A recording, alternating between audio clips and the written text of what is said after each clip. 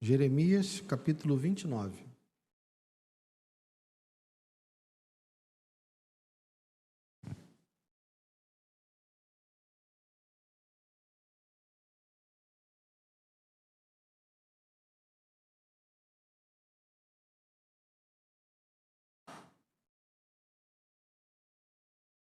Todos acharam? Jeremias, capítulo 29, vamos ler do verso 1 ao verso 14.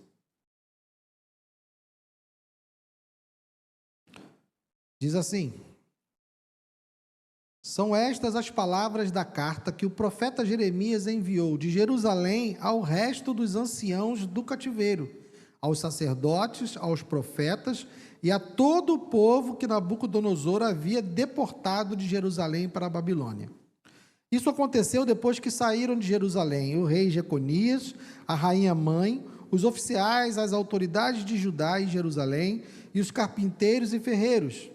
A carta foi levada por Elasa, filho de Safã, e por Gemarias, filho de Ilquias, os quais Zedequias, rei de Judá, tinha enviado à Babilônia, a Nabucodonosor, rei de Babilônia. Ela dizia o seguinte: assim diz o Senhor dos Exércitos, o Deus de Israel, a todos os exilados que eu deportei de Jerusalém para a Babilônia: construam casas e morem nelas, plantem pomares e comam o seu fruto, casem e tenham filhos e filhas, escolham esposas para os filhos de vocês e deem as suas filhas em casamento, para que tenham filhos e filhas. Aumentem em número e não diminuam aí na Babilônia. Procurem a paz da cidade para onde eu os deportei e orem por ela ao Senhor, porque na sua paz vocês terão paz. Porque assim diz o Senhor dos Exércitos, o Deus de Israel: não se deixem enganar pelos profetas e adivinhos que vivem no meio de vocês. Não deem ouvidos aos sonhadores que sempre sonham segundo o desejo de vocês, porque eles profetizam falsamente em meu nome. Eu não os enviei, diz o Senhor. Assim diz o Senhor: logo que se cumprirem para a Babilônia 70 anos, atentarei para vocês e cumprirei a promessa que fiz a vocês, trazendo-os de volta a este lugar. Eu é que sei os pensamentos que tenho a respeito de vocês, diz o Senhor. São pensamentos de paz e não de mal, para dar-lhes um futuro e uma esperança. Então vocês me invocarão, se aproximarão de mim em oração, e eu os ouvirei. Vocês me buscarão e me acharão, quando me buscarem de todo o coração. Serei achado por vocês, diz o Senhor, e farei com que mude a sorte de vocês.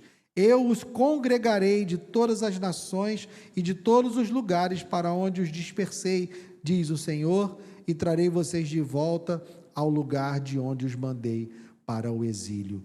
Senhor, obrigado, Deus. Obrigado por essa porção da Tua palavra. Eu te peço, ó Deus, que o Senhor fale conosco nessa noite.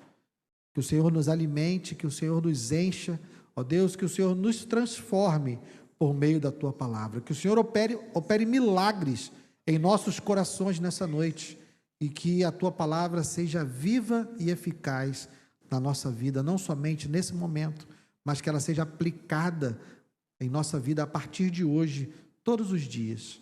Senhor, faça isso apesar de mim, eu te peço.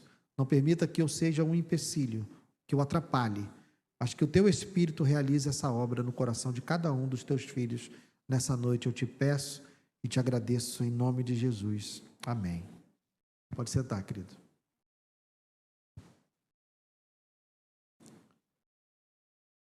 Irmãos, há muitas perguntas no coração das pessoas, não só dos cristãos, mas do mundo inteiro. Perguntas que são legítimas, perguntas que precisam de resposta. Uma delas é: por que há tanto mal no mundo? Por que a gente olha ao redor e enxerga tanta maldade, tantos problemas? Outra pergunta é: onde está Deus diante dessas dificuldades? Quando olhamos para o mundo como ele está, quando olhamos o noticiário, a gente pode se perguntar: onde está Deus? Há Deus? São perguntas, como eu disse, legítimas. Uma outra pergunta é: quem sabe de fato o que está acontecendo? Porque nós vemos o mundo, nós vemos a maldade, há a pergunta se onde está Deus, e há muitas vozes se pronunciando a respeito das coisas que acontecem no mundo. Mas a pergunta é: quem sabe de fato o que está acontecendo e quem sabe de fato o que vai acontecer? Tem muita gente dizendo, tentando trazer explicações, mas qual voz, qual narrativa nós daremos ouvidos? Olhamos as coisas ao nosso redor e é fácil identificar que tem algo errado. Não é preciso muita meditação, basta você sair na rua um pouco, ir daqui até o centro da cidade e voltar, e a gente vê que tem algo errado. Isso é nítido, isso está aos nossos olhos. Mas como corrigir? De que maneira nós vamos, então, resolver esses problemas? O que está errado? O que causa todas essas coisas? Então, todas essas perguntas estão no coração das pessoas. Como eu disse, não apenas da igreja, mas do mundo inteiro. E por conta dessas perguntas, muitas teorias são levantadas, foram levantadas ao longo da história para tentar responder essas questões. Qual é, de onde vem o mal, como resolver o mal. Temos muitas ideias sobre a origem dos problemas, o que causa os problemas. E por conta de termos muitas ideias a respeito da origem do problema, nós também temos muitas ideias a respeito da solução do problema. Para cada origem diferente, há uma solução diferente. Então, irmãos, a grande questão é que estão todos olhando para os problemas do mundo e estão todos buscando respostas por causa dos problemas do mundo. Então, a grande e maior pergunta, então é o que é verdade a respeito disso? Qual é a verdade? Essas perguntas também estavam no coração do povo de Deus, no trecho que nós lemos. Vamos olhar para esse pequeno retrato aqui de Jeremias e depois vamos utilizar-nos desse pequeno retrato para nos achegarmos a um quadro maior, para tentarmos responder essas perguntas. Judá foi levado cativo. Eles foram aprisionados, foram conquistados e foram levados cativos. Eles estavam agora prisioneiros em Babilônia. E muitos daqueles deviam estar se perguntando: por quê? Por que isso aconteceu? Por que Deus permitiu que isso acontecesse? Por que nós fomos conquistados? Por que Deus deixou que um povo pagão, que uma nação pagã com deuses falsos viesse e nos conquistasse? Muitas vezes, muitas vozes também se ouviam naquela época. Havia profetas falando, haviam várias vozes se levantando para trazer explicações para os problemas que eles viviam. E muitas vozes diziam: olha, nós não vamos ser derrotados. Confiem, Deus não vai permitir que isso aconteça. E aconteceu. E outras vozes diziam: olha, o templo não será destruído. E foi. O templo foi destruído. O grande amuleto do povo de Judá foi destruído. Eles acreditavam que Judá jamais cairia, porque Deus não permitiria que o seu templo fosse profanado, mas Deus permitiu. E agora, nesse momento que eles estão cativos, ainda havia profetas dizendo: olha, fiquem tranquilos, isso vai acabar logo, logo. Isso vai ser coisa passageira, daqui a pouco a gente vai estar de volta, daqui a pouco Deus leva a gente de volta para a nossa terra. Isso é provisório. Mas a grande questão é que, além dessas vozes que estavam falando essas coisas e se provaram equivocadas, Deus também tinha os seus profetas falando. Deus tinha a sua voz permanente e presente naquele lugar. Então Deus estava dizendo: olha, o templo vai ser destruído, sim. Eu sempre brinco lá quando dou aula lá no Panorama Bíblico sobre o livro de Ezequiel, né? Você lê o livro de Ezequiel, você vê as rodas, você vê os anjos, você vê as rodas que vão para um lado, rodas que vão para o outro, e você fica se perguntando o que é aquela roda, o que é aquele anjo, o que é aquela plataforma de cristal. Aquilo tudo era só para nos dizer que a glória de Deus estava se ausentando do templo. Deus estava dizendo para o povo, Ezequiel era um profeta que estava lá em Babilônia. Só para a gente se situar, Jeremias está profetizando em Jerusalém, nós tínhamos Ezequiel profetizando no meio do povo lá em Babilônia, e nós tínhamos Daniel também profetizando no palácio em Babilônia. 3 profetas que tiveram seu ministério acontecendo quase que ao mesmo tempo. Não em todo o tempo, mas em vários momentos estavam no mesmo tempo. Então Ezequiel estava lá em Babilônia dizendo, olha só, o templo vai ser destruído sim. Não confiem nessa história de que Deus não vai permitir. Deus está demonstrando que Ele está saindo, a glória dEle está se ausentando do templo, porque vocês é que profanaram o templo.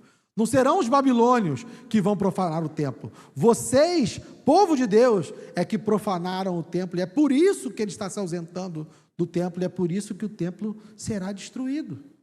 E o templo foi de fato destruído.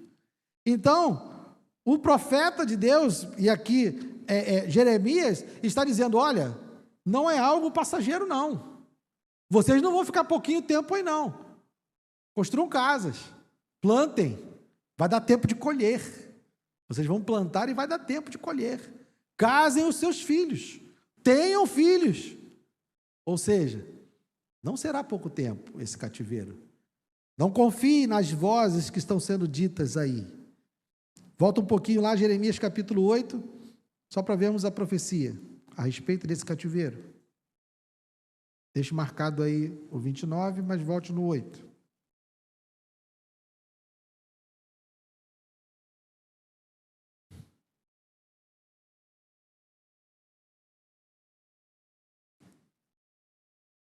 Só um trecho.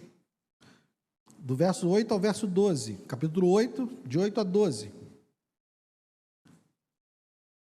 Como vocês podem dizer, somos sábios e a lei do Senhor está conosco?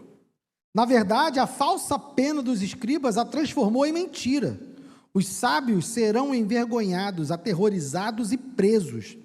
Eis que rejeitaram a palavra do Senhor. Que sabedoria é essa que eles têm?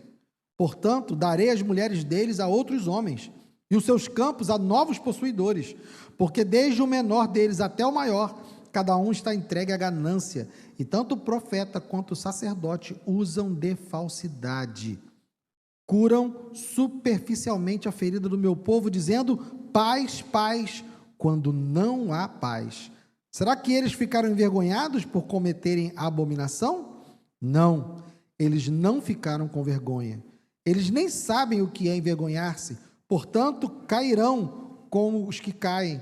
Quando eu os castigar, tropeçarão, diz o Senhor. Pode voltar lá para o 29.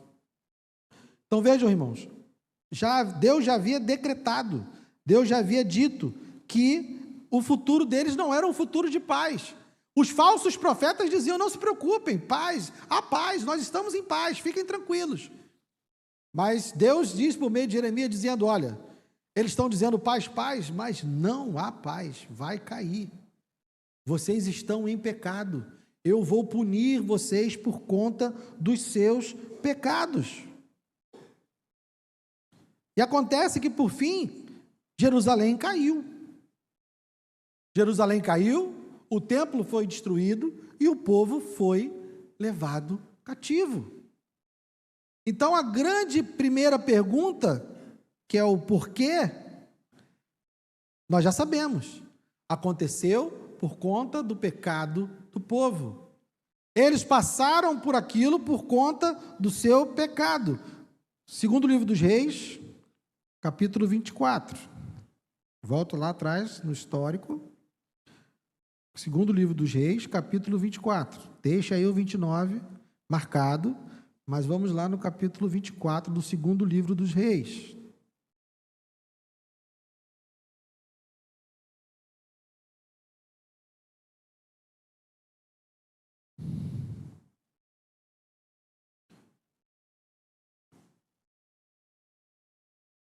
Do 1 ao 3, 24, do 1 ao 3. Foi durante o reinado de Joaquim que Nabucodonosor, rei da Babilônia, veio contra Judá. Durante 3 anos, Joaquim foi servo de Nabucodonosor, mas depois se revoltou contra ele. o Senhor enviou contra Joaquim bandos de caldeus, sírios, moabitas e amonitas. Ele os enviou contra Judá para destruir o povo, conforme a palavra que o Senhor tinha falado por meio de seus servos, os profetas.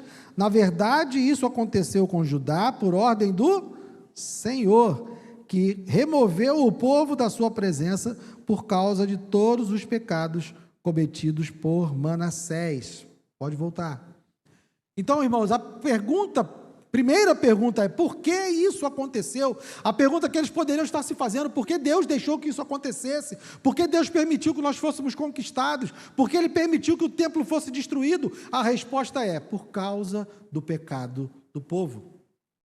Deus estava punindo o seu povo porque eles não foram fiéis à sua palavra e não obedeceram os seus mandamentos. E fica a pergunta: e agora? E agora? Bom, já sei que estou aqui cativo por conta dos meus pecados. Sei que estou vivendo nessa terra estrangeira por conta dos meus pecados. E agora? O que a gente precisa ter em mente é que Deus não chamou Abraão lá da sua terra, da sua parentela, para formar um povo por meio dele, com o objetivo de tornar essa descendência cativa em Babilônia. Esse não era o propósito de Deus. Deus não chamou Abraão para constituir um povo com o objetivo de que esse povo fosse cativo em Babilônia. O objetivo de Deus é ter um povo que fosse seu, que lhe pertencesse, que espelhasse a sua glória, que glorificasse o nome dele nessa terra e fosse testemunha dele nessa terra. Esse era o objetivo, mas, por conta dos seus pecados, esse povo, então, encontrava-se cativo em Babilônia. Mas, nesse tempo, Deus diz a eles: olha, vivam nessa terra, casem-se, ele diz, construam casas e morem nelas, plantem pomares e comam o seu fruto, casem e tenham filhos e filhas, escolham esposa para os filhos de vocês e deem esposas para os filhos, e deem suas filhas em casamento, para que tenham filhos e filhas, aumentem em número e não diminuam em Babilônia, procurem a paz da cidade para onde eu os deportei e orem por ela ao Senhor, porque na sua paz vocês terão paz. O pecado insistente do povo é que trazia essa necessidade de juízo. Deus estava sendo justo sobre o seu povo, trazendo a ele juízo por conta da sua desobediência, mas ele ainda estava guardando. E ele diz: vivam nesse cativeiro, vivam em Babilônia, longe da terra, sem templo, sem a operação dos sacerdotes, mas vivam, continuem e façam mais, orem por essa cidade. Então, em meio a muitas outras vozes que haviam no meio do povo, dizendo várias outras coisas, a voz do profeta de Deus diz que aquilo aconteceu por conta dos seus pecados. Essa era a afirmação de Deus. Vocês estão passando por isso, vocês estão vivendo essa situação por conta do seu pecado. Mas esse era o fim. Embora Deus dissesse que esse cativeiro era como punição dos seus pecados, embora Deus dissesse que esse cativeiro seria longo, Deus disse que esse cativeiro tinha um tempo determinado. Deus disse que esse cativeiro não era o fim. Deus tinha outros planos. Então ele diz, no verso 10, assim diz o Senhor, logo que se cumprirem para a Babilônia 70 anos, atentarei para vocês e cumprirei a promessa que fiz a vocês, trazendo-os de volta a esse lugar. Eu é que sei que pensamentos tenho a respeito de vocês, diz o Senhor, são pensamentos de paz e não de mal, para dar-lhes um futuro e uma esperança. Esse é o propósito de Deus quando Ele chama Abraão. Ele forma um povo por meio de Abraão, porque ele tem pensamentos de paz e não de mal. Ele tem um futuro, ele tem esperança. Todos os percalços que acontecem, inclusive esse final, acontecem por conta do pecado do povo. E se a gente acompanhar a história desse povo, desde Abraão até esse momento, nós vamos ver que eles sempre deram muitas razões para serem repreendidos, para serem corrigidos, para serem punidos. E Deus, na sua graça, os pune, os repreende, mas sempre os preserva, sempre os mantém, sempre os sustenta. Então ele diz: confiem, contra todas as circunstâncias, confiem. Vocês estão cativos? Sim, mas vivam, porque esse tempo que vocês estão aí terá um fim. Então multipliquem-se, não diminuam, não encolham como povo, continuem crescendo, continuem se multiplicando, continuem vivendo a vida. E digo mais, orem por essa cidade, orem por Babilônia, porque se houver paz em Babilônia, haverá paz para vocês também. Então Deus está dizendo para eles terem esperança dentro de Babilônia. Está dizendo para eles continuarem sendo fiéis dentro de Babilônia. Continuem glorificando a Deus, continuem vivendo uma vida que me glorifica aí em Babilônia. Façam o que vocês deveriam ter feito lá em Jerusalém. Mas como vocês não fizeram lá em Jerusalém, eu os trouxe para serem cativos em Babilônia, façam agora em Babilônia o que vocês deveriam ter feito em Jerusalém. Glorifiquem o meu nome aí em Jerusalém. Então, quando estiverem aí, orem, peçam por paz para a Babilônia, porque paz para a Babilônia é paz para vocês. Vivam, porque o tempo não será curto. Vocês vão ficar aí um bom tempo, mas esse tempo terá um fim. Mas enquanto estiverem aí, então, vivam. Então, eles tinham uma certeza que, embora a situação fosse adversa, embora estivessem numa nação estrangeira, pagã, cativos, eles tinham a certeza de quê? De que vai passar. De que essa situação era momentânea, essa situação ela era passageira e iria mudar. Porque, como o próprio Deus disse, o propósito dele para essa nação não era um propósito de extinção. Se Deus quisesse acabar com tudo, ele tinha acabado com tudo. Se ele quisesse que o povo deixasse de existir, o povo teria deixado de existir. Mas Deus tinha propósitos, Deus tinha planos ainda, e não era a sua extinção. Deus preservaria esse povo, porque Deus ainda tinha promessas a cumprir por meio desse povo. Deus prometeu a Davi, lá no segundo livro de Samuel, de que o seu trono permaneceria para sempre, de que haveria um descendente, um rei, que seria da sua descendência, que estaria no trono para sempre. Mas percebam que nós estamos falando justamente do fim da dinastia de Davi. Aqui, os últimos reis, descendentes de Davi, estão sendo eliminados. Mas Deus está dizendo: confie. Você pode não estar entendendo, você pode não estar vendo, mas confie, porque Ele fez promessas, e Ele diz: eu vou cumprir. Só não sabiam ainda como, mas Deus tinha planos para esse povo. Deus ainda traria, por meio desse povo, da descendência de Davi, da tribo de Judá, o rei, que seria o rei eterno, que é o Senhor Jesus.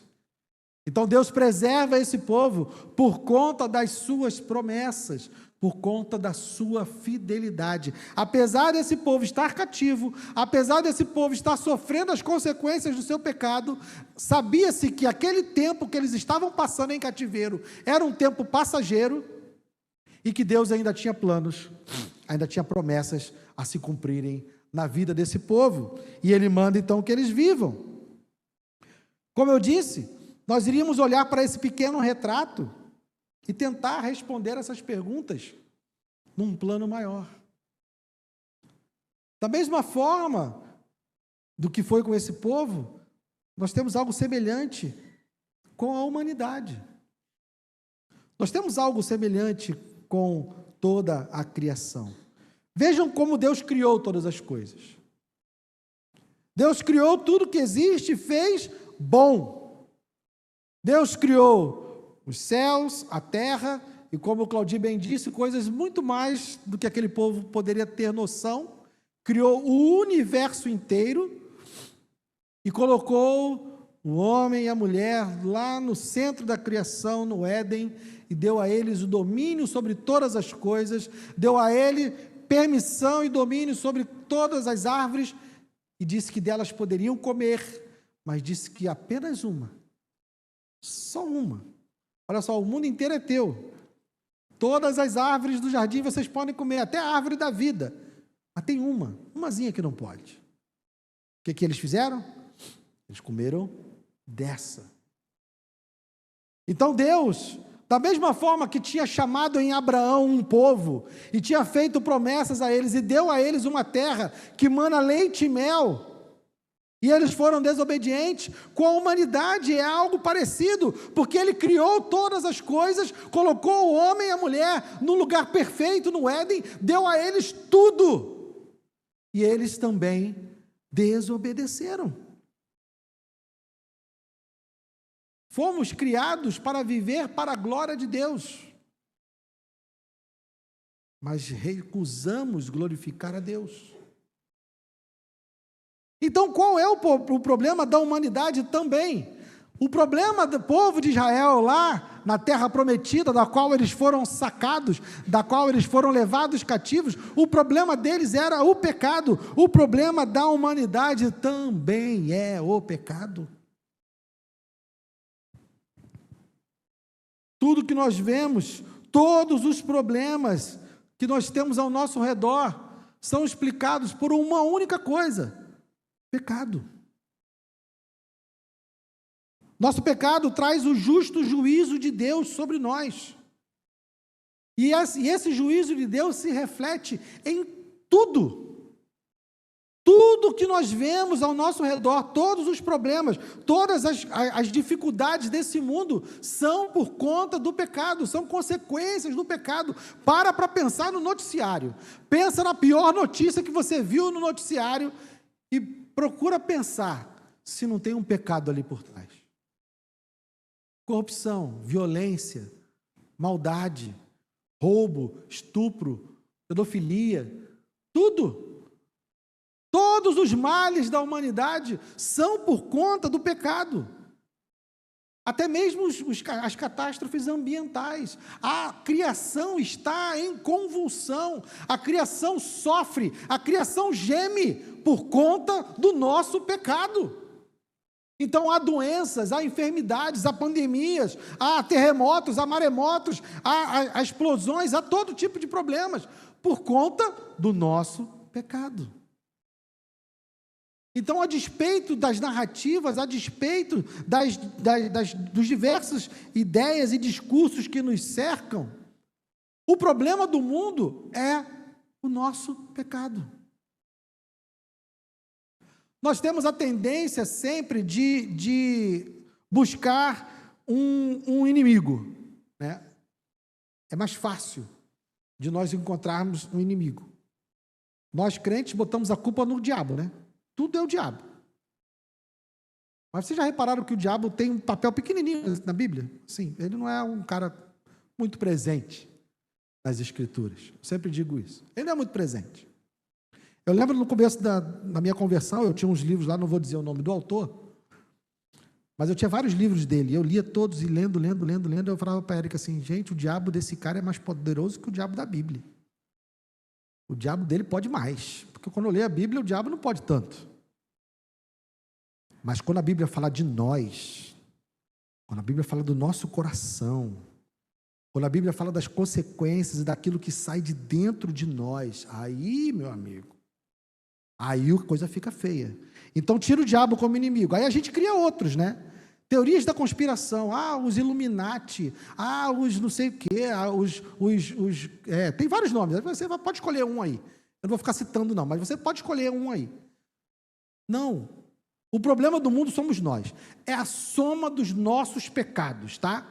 É a soma do meu com o seu, com o dela, com o dele. Vai juntando os pecados de todo mundo e dá essa calamidade que está ao nosso redor. Não precisa ter uma grande mente arquitetando o fim do mundo, não. É só você botar 6 bilhões de pecadores juntos num lugar. Já vai dar ruim, gente. Não precisa. O pecado que está em nós é o problema. Esquece qualquer outro inimigo que se levanta, que constrói, qualquer espantalho que constrói, para tirar a responsabilidade da gente. É porque a gente não quer ser responsável, né? A gente quer botar a culpa em alguém, no diabo, no Illuminati, sei lá mais em quem. Mas é a gente. É a soma dos nossos pecados. E uma das perguntas do começo era essa, né? Por que tanto mal no mundo? A resposta está aí: pecado. A segunda pergunta era, então, Guilherme, então, tá bom, então onde é que está Deus nessa história? Porque Deus deixa isso acontecer. O povo de Israel estava lá se perguntando, por que Deus deixa isso acontecer? Deus deixa isso acontecer porque essa é a justa punição do pecado. A humanidade sofre a punição do seu próprio pecado. E Deus está sendo justo quando nos pune. Deus teria sido completamente justo se tivesse eliminado a humanidade da face da terra. E isso é justiça. Porque ele disse que a alma que pecar, essa morrerá. O salário do pecado é a morte. Então Deus seria completamente justo. Porque a pergunta que está por trás é onde está Deus? E assim, Deus é injusto. Essa é a pergunta, essa é o propósito, é o que está no coração de quem pergunta. Diante da violência, diante desse mundo caído, diante de todos os males desse mundo, quando alguém pergunta onde é que está Deus, no fundo ele está dizendo, esse Deus não é justo não, esse Deus não é bom não, mas é justamente por ele ser justo, que a gente sofre as consequências do nosso pecado. Mas a grande questão é que o nosso Deus não é apenas justo, ele é um Deus gracioso, um Deus amoroso. E ele sendo justo, ele então, para resolver essa questão, ele que fez tudo certo, ele que não errou em nada, ele que nunca pecou, o que ele fez? Ele consentiu em sofrer o dano do nosso pecado. Ele consentiu, ele olhou para a gente e falou assim, olha só tem 2 alternativas, ou a gente ajuda eles, ou a gente mata eles. Não tem o que fazer. Não tem o que fazer. Eles não vão resolver isso sozinhos. Ou a gente mata, ou a gente salva. Graças a Deus, ele nos salva. E ele assume para si o dano. Ele sofre o dano do pecado. E ele envia seu filho para morrer no meu e no seu lugar, para pagar o preço do nosso pecado. Ele precisava fazer isso? Não. Ele nos devia alguma coisa? Absolutamente não. Ele tem alguma culpa da bagunça que a gente fez nesse mundo? Também não. Mas tudo caiu na conta dele. Tudo foi para ele. Quem sofreu verdadeiramente o dano, porque o único inocente da história é ele. Se eu e você sofremos algum dano do pecado, é justo, porque eu sou pecador, você também. Agora, quando o inocente sofre o dano do pecado, isso é um preço a ser pago. Uma vez uma jovem, há muitos anos atrás, quando eu expliquei todo o plano de salvação para ela, e ela me disse assim, mas Guilherme, sobre aquela possibilidade de Deus não ter colocado aquela pergunta que alguns fazem, né? Mas se Deus não tivesse colocado a árvore do conhecimento do bem e do mal lá no Éden, estaria tudo perfeito, né? Deus colocou a árvore lá e o ser humano vai lá e estraga tudo. Aí ela diz que no final a culpa não seria de Deus, porque ele colocou lá a árvore. Aí eu falei assim, quem sofreu o dano? A pergunta que eu fiz para ela foi essa. Ele colocou a árvore lá, ele sabia o que ia acontecer, claro que Deus sabia. A serpente não entrou no Éden sem que Deus soubesse. Deus sabia exatamente tudo o que iria acontecer, por isso que Jesus é o cordeiro que foi morto antes da fundação do mundo. Mas a minha pergunta para ela foi, quem sofreu o dano? Quem sofreu o dano foi Deus, gente. Então quem sofre o dano do nosso pecado é o Senhor, porque Ele enviou o seu Filho para pagar o preço. E eu não canso de chamar a atenção a respeito disso, mas imaginem a dor do pai e do filho na cruz. Porque o pai amado e o filho amado que viveram em comunhão durante toda a eternidade, perfeitos, santos, justos, completamente harmoniosos, nunca houve desentendimento, nunca houve desarmonia entre eles, mas naquele momento, na cruz, quando o meu e o seu pecado são colocados sobre Cristo, o que Jesus vê é a face irada do seu pai. O que Jesus vê é um Deus punindo um pecador. É isso que Jesus contempla. E o pai? Você consegue se imaginar batendo no seu filho, sabendo que ele não fez nada? Já se imaginou? Pegando o seu filho e batendo nele por causa de uma coisa que outro fez, com você sabendo que foi outro que fez? Então essa é a obra da cruz. O pai e o filho estão em dor, em sofrimento, mas não porque eles fizeram algo, porque nós fizemos algo. Então o dano vem sobre ele. O mundo tem um problema, que é o pecado. Deus olha e diz: olha, a solução para esse problema não vem deles, vem de nós. Vamos sofrer o dano. E então, a partir dessa obra, a partir daquilo que Jesus realiza na cruz, Ele constitui para si um povo. Ele constitui para si um novo povo. O mundo, irmãos, ele é dividido entre os filhos de Deus e os que não são filhos de Deus. Essa é a verdade. Só cuidado, essa divisão não é feita por mérito nosso. Não existe uma superioridade em relação aos que são filhos de Deus, contra aqueles que não são filhos de Deus. Isso é um erro que o nosso coração pecaminoso, desesperadamente corrupto, tenta nos pregar essa peça. Mas a grande verdade é que com a obra da cruz, com a morte de Cristo, Ele constitui para si um povo daqueles que nasceram de novo, que recebem um novo coração, que também havia sido prometido por Jeremias e prometido pelos profetas. Ele constitui para si um povo, e esse povo nascido do Espírito, esse povo que recebeu um novo coração, tal qual aquele povo que estava em Babilônia, também é um povo peregrino em terra estranha. Lembram-se? O povo de Israel estava em Babilônia, eles estavam lá por um tempo, e eles deveriam viver lá, mas deveriam interceder por aquela terra, mas sabiam que o lugar deles não era lá, que Deus os tiraria de lá, Deus os resgataria de lá.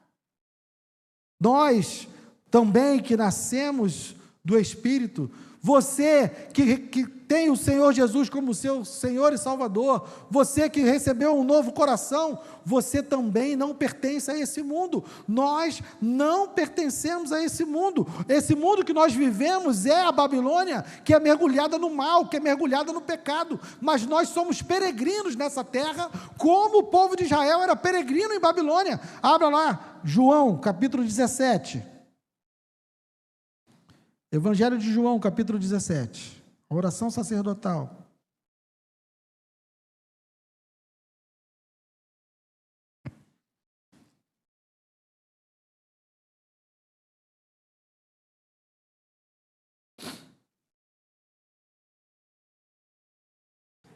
Não vamos ler tudo, mas vamos ler um bom trecho. João 17, do 6 ao 21. Jesus orando ao Pai, e diz: manifestei o teu nome àqueles que me deste do mundo, eram teus, tu os deste a mim, e eles têm guardado a tua palavra. Agora eles reconhecem que todas as coisas que me tens dado provêm de ti, porque eu lhes tenho transmitido as palavras que me deste, e eles as receberam. Verdadeiramente reconheceram que saí de ti, e creram que tu me enviaste. É por eles que eu peço. Não peço pelo mundo, mas por aqueles que me deste. Olha a divisão aí de filhos de Deus e os que não são filhos de Deus. É por eles que eu peço, Não peço pelo mundo, mas por aqueles que me deste, porque são teus. Todas as minhas coisas são tuas, e as tuas coisas são minhas, e neles eu sou glorificado. Já não estou no mundo, mas eles continuam no mundo, enquanto eu vou para junto de ti, Pai Santo. Para junto de ti. Pai Santo, guarda-os em teu nome que me deste, para que eles sejam um, assim como nós somos um. Quando eu estava com eles, guardava-os no teu nome que me deste. Eu os protegi e nenhum deles se perdeu, exceto o filho da perdição, para que se cumprisse a Escritura. Mas agora vou para junto de ti, e isso falo no mundo, para que eles tenham a minha alegria completa em si mesmos. Eu lhes tenho dado a tua palavra, e o mundo os odiou, porque eles não são do mundo, como também eu não sou. Não peço que os tires do mundo, mas que os guardes do mal. Eles não são do mundo, como também eu não sou.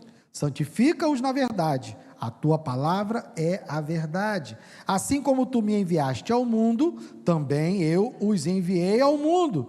E a favor deles eu me santifico, para que eles também sejam santificados na verdade. Não peço somente por estes, mas também por aqueles que vierem a crer em mim. Ora, eu e você aí entrando na oração. Não peço somente por estes, mas também por aqueles que vierem a crer em mim, por meio da palavra que eles falarem. Só até aí. Então, irmãos, conforme as próprias palavras de Jesus, nós somos peregrinos nesse mundo, nós não pertencemos a esse mundo, nós estamos nesse mundo, nós temos uma missão nesse mundo, nós fomos enviados a esse mundo, mas não pertencemos a esse mundo, fomos colocados aqui por Deus, Deus nos colocou nesse mundo, Ele nos tira do mundo quando nos salva, quando nos dá um novo coração, quando nos torna seus filhos, mas Ele nos envia ao mundo. Então nós estamos nesse mundo porque Deus nos colocou nesse mundo. Mas a grande verdade é que esse mundo, como nós conhecemos, ele será consumido.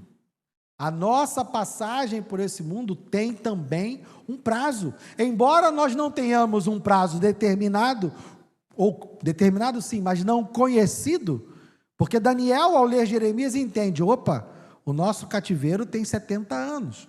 No nosso caso, nós não sabemos quanto tempo durará a nossa peregrinação. Vários e vários homens ao longo da história tentaram definir qual seria essa data e foram envergonhados, e não aconteceu. Mas nós sabemos que há um prazo determinado para nós estarmos aqui e que esse mundo será consumido. Apocalipse capítulo 18. Nós estamos vivendo nesse mundo. Esse mundo é a nossa Babilônia, mas essa Babilônia tem um prazo. Apocalipse capítulo 18.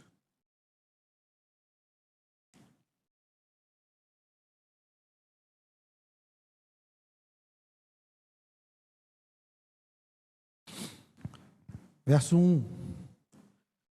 Depois dessas coisas, vi descer do céu outro anjo, que tinha grande autoridade, e a terra se iluminou com a sua glória. Então exclamou com potente voz, dizendo: Caiu a grande Babilônia, ela se tornou morada de demônios, refúgio de toda espécie de espírito imundo, e esconderijo de todo tipo de ave imunda e detestável, pois todas as nações beberam do vinho do furor da sua prostituição, com ela se prostituíram os reis da terra, também os mercadores da terra se enriqueceram à custa da sua luxúria.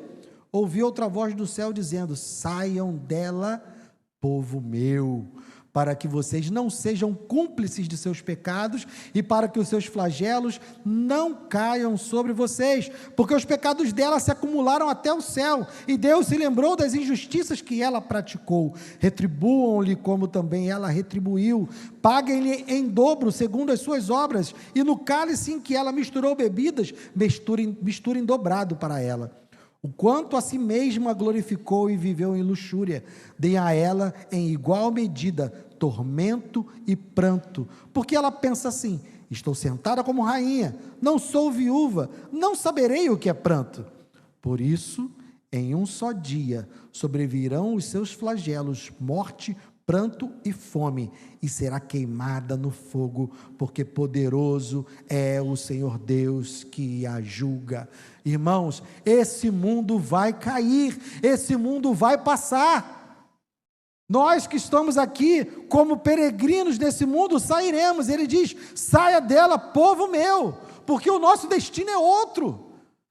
O nosso lugar é outro, a nossa cidade não é Babilônia, o nosso lugar não é Babilônia, o nosso lugar é a Nova Jerusalém. Apocalipse capítulo 21.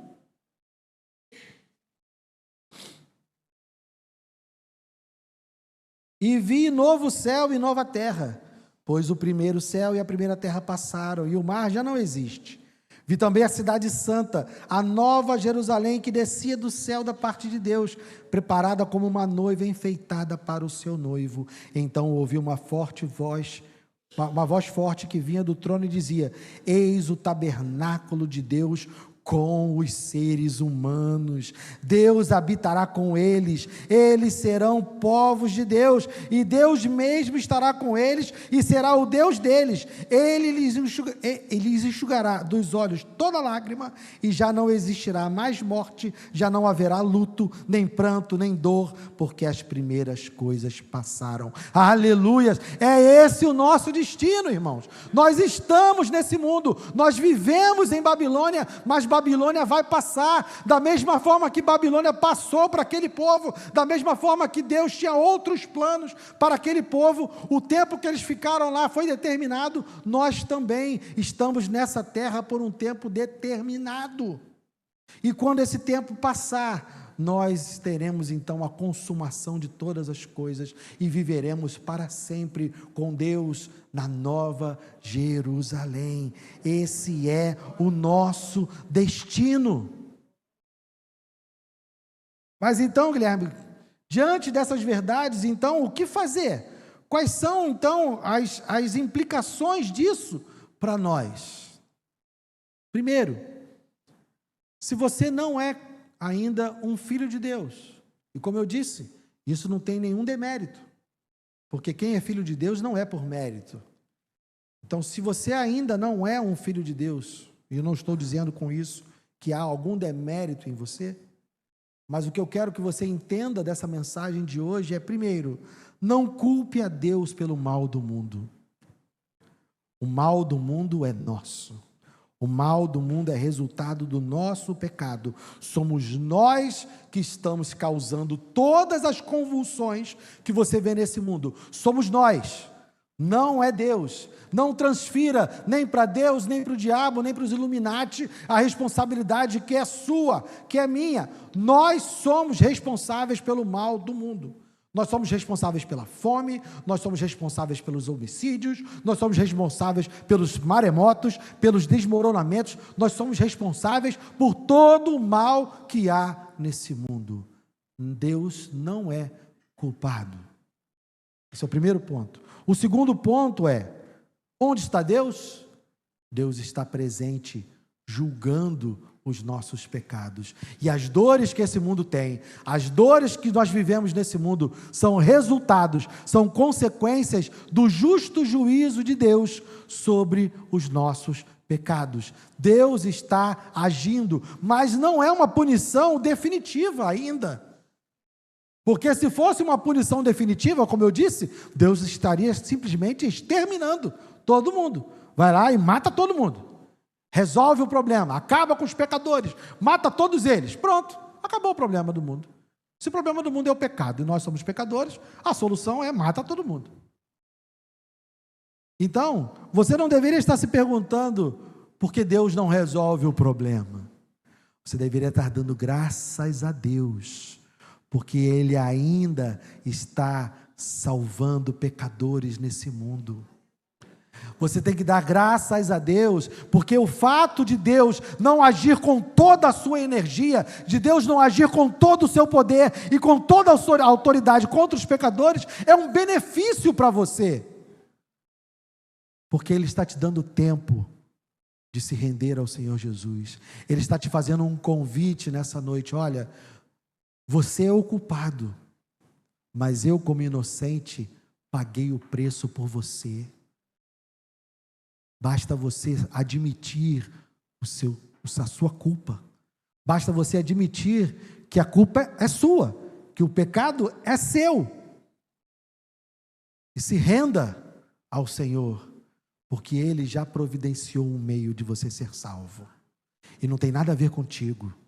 Não é nada que você faça, é algo que Ele já fez. Ele já puniu todos os nossos pecados em Jesus, na cruz do Calvário. Então dê graças a Deus, porque esse Deus que você quer que haja, não agiu da maneira como você acha que Ele deveria agir, porque Ele ainda está salvando, Ele está te dando essa oportunidade nessa noite. E por fim, para nós que já somos filhos de Deus, o que tiramos dessa mensagem? Primeiro, nós não fomos chamados para guerrear contra o mundo ou para conquistá-lo. Quando o povo de Deus estava em Babilônia, o que Deus disse a eles? Construam casas, plantem vinhas, plantem pomares, casas, vivam e orem. Nós não fomos chamados para guerrear contra esse mundo. Nós não fomos chamados para conquistar esse mundo. Existem muitos falsos profetas que querem colocar a igreja num lugar que não é dela. A igreja não foi colocada nesse mundo para governar esse mundo. A igreja não foi colocada nesse mundo para subjugar esse mundo. Nós estamos vivendo em Babilônia, mas nós não pertencemos a esse mundo. Nós estamos aqui como peregrinos para anunciar a salvação desse Deus que vai nos levar finalmente de Babilônia. Então, não dê ouvidos àqueles que querem colocar a igreja num lugar de poder, naqueles que querem colocar você no lugar de poder. Nós não fomos chamados para dominar esse mundo. Nós fomos chamados para anunciar o Evangelho nesse mundo e continuar fazendo a obra daquele que está salvando pecadores nesse mundo. Segundo, vamos viver. Não é ilícito nós termos as nossas casas, os nossos pomares, as nossas coisas. Nós estamos vivendo nesse mundo, precisamos viver nesse mundo, mas não coloque o seu coração nisso. Tenha sempre os seus olhos colocados na Nova Jerusalém. Como eu disse, o nosso trabalho não é a coisa mais importante da nossa vida. A nossa família, embora seja preciosa, não é quem nos salva. O nosso trabalho não é quem nos salva. A nossa casa onde nós vamos dormir hoje, graças a Deus, não é o fundamento da nossa vida. Não deixe que as coisas que nós construímos nesse mundo sejam o fundamento da sua vida.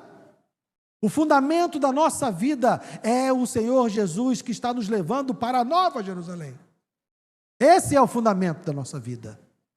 Não se distraia, viva, mas saiba que o nosso tempo aqui é passageiro, não se esqueça. Por fim, vamos orar e viver em paz. Primeira carta de Timóteo, volte um pouquinho, se você estava em Apocalipse, volte um pouquinho. Primeira carta de Paulo a Timóteo, capítulo 2.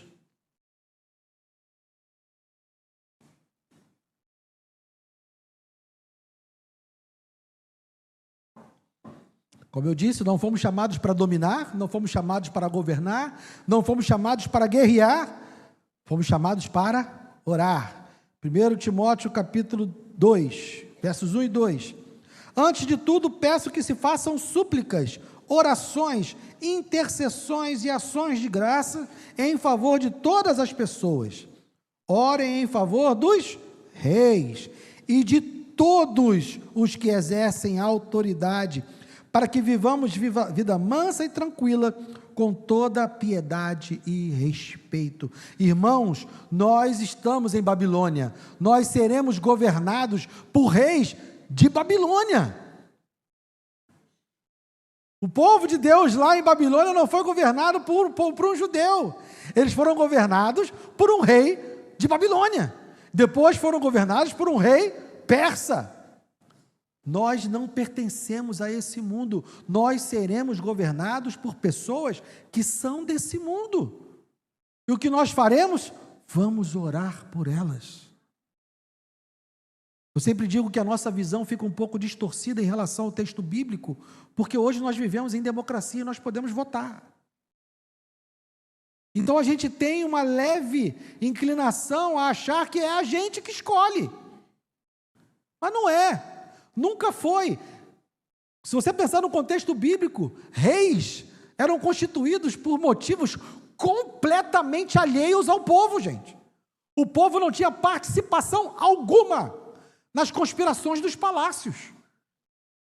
Todos os reis foram colocados lá de maneira justas? Óbvio que não. Todos os reis que estavam lá tiveram virtudes? Óbvio que não. Todos os governantes que os tempos bíblicos contemplaram estiveram lá de maneira legítima? Também não. Quantas conspirações, assassinatos, trapaças, quantos golpes aconteceram para que esses governantes tomassem o seu poder? Nenhum deles chegou lá limpinho, não, gente. Nenhum deles chegou lá de maneira completamente ilibada e dentro das regras do jogo. Não.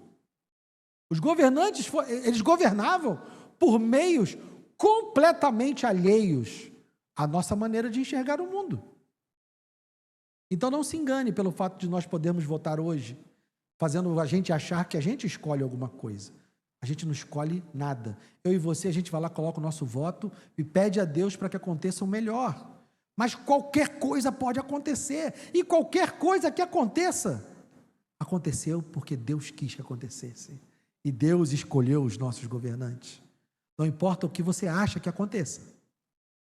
Todos os nossos governantes são escolhidos por Deus. Goste deles ou não, mas são eles que escolhem. Então nós fomos chamados para orar e interceder para que possamos viver em paz. Verso 2, orem em favor dos reis e de todos os que exercem a autoridade, para que vivamos vida mansa e tranquila, com toda piedade e respeito. Da mesma forma que ele disse para o povo que estava em Babilônia, orem para que vocês vivam paz, porque a paz que houver em Babilônia será a sua paz. Nós também precisamos que haja paz no mundo onde nós vivemos, e nós vamos pedir a Deus para que Deus derrame paz em cima dos nossos governantes, para que nós possamos viver uma vida mansa e tranquila. Essa é a maneira da igreja viver nesse mundo. Amém? Vamos ficar de pé.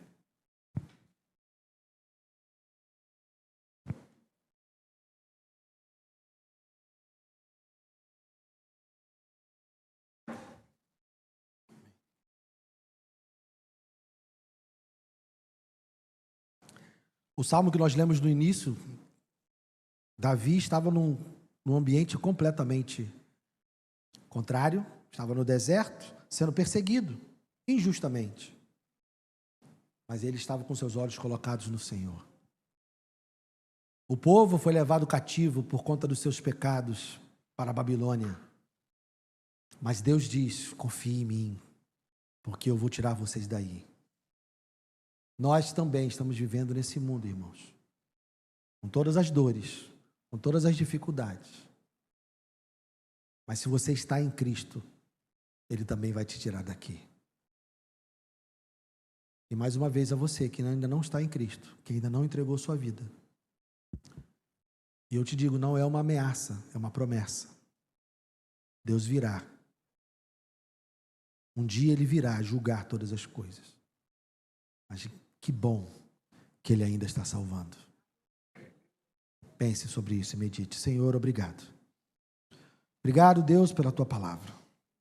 Obrigado, Senhor, porque o Senhor tem promessas para nós.